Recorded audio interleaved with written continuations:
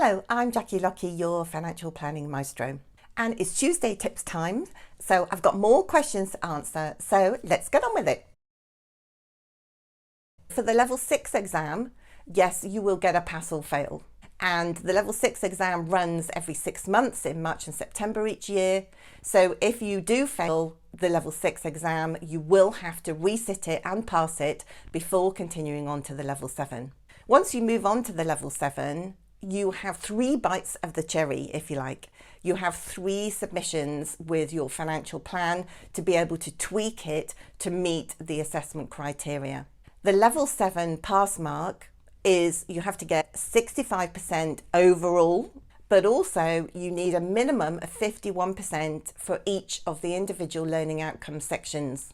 So it means you can't get 0 in one section and get 100% in something else, or get 100% in 2 other sections and pass. It means it's testing that you have sufficient knowledge across the board of all of the financial planning areas that are required before you gain your CFP certification.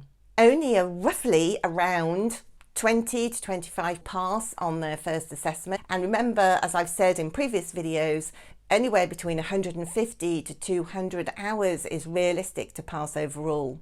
And what I find is that it doesn't really matter, that 200 hours can be split across 1, 2 or 3 submissions, but it seems to be that the kind of 150 to 200 is the total amount of hours that it's going to take you to put in that effort to pass the overall assessment.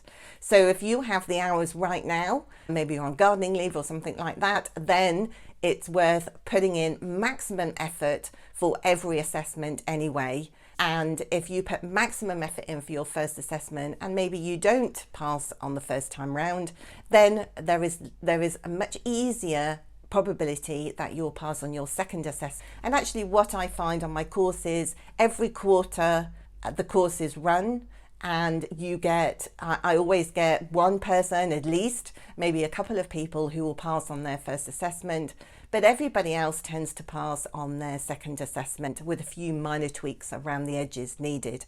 There aren't many people who continue on after doing one of my courses, for example, who need to go through 3 assessments to pass overall. So I hope that all helps. That's it from me. Bye for now.